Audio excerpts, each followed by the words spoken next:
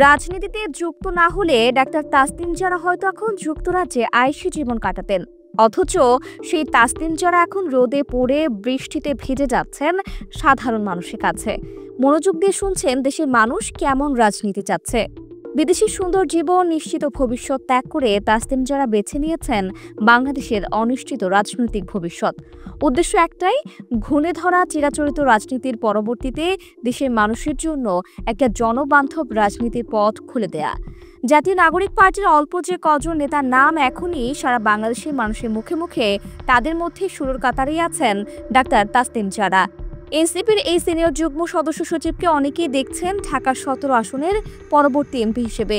গুলশান, বনানী, বারিধারার মতো উন্নত শহরের এই এলিট আসনের প্রার্থী হিসেবে তাসনিম জারাকে যোগ্য মনে করছেন এনসিপির বেশিরভাগ সমর্থকেরা। তবে গুরুত্বপূর্ণ এই আসনে বাংলাদেশ জামায়াত ইসলামী তাদের অত্যন্ত যোগ্য এক প্রার্থীকে দায়িত্ব দিয়েছে।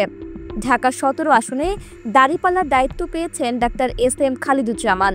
মেধা এবং দক্ষতার দিক দিয়ে ডাক্তার তাসনিম জারার চেয়ে কোনো অংশে কম নন ডাক্তার খালিদুজ্জামান। বাংলাদেশ ফার্টিলিটি হাসপাতালের এই চেয়ারম্যান দীর্ঘদিন ধরেই নিঃসন্তান দম্পতির মুখে হাসি ফোটাচ্ছেন। তার আইভিএফ চিকিৎসার খ্যাতি এখন বাংলাদেশ ছাপিয়ে পৌঁছে গিয়েছে ইউরোপ, আমেরিকা থেকে শুরু করে বিশ্বের ১৫টি দেশে।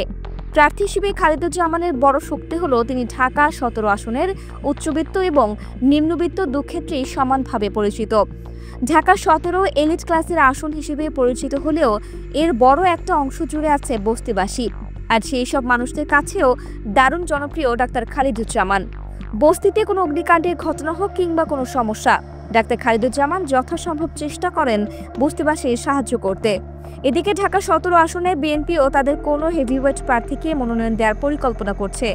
দলটির গুরুত্বপূর্ণ নেতা তাবিথ আউয়াল যদি ঢাকা উত্তর সিটি কর্পোরেশনের মেয়র না হন, তবে তিনিও এই আসনের প্রার্থী হতে পারেন। আর যদি তাবিথ আউয়াল ঢাকা ১৭ আসনে নির্বাচন না করেন, সেক্ষেত্রে বিএনপি ভরসা রাখতে পারে অধ্যাপক ডাক্তার ফরহাদ হালিম ডোনারের উপর, যিনি ডক্টরস অ্যাসোসিয়েশন অব বাংলাদেশের প্রধান উপদেষ্টা, বিএনপির চেয়ারপারসনের উপদেষ্টা পরিষদের সদস্য হিসেবে দায়িত্ব পালন করছেন।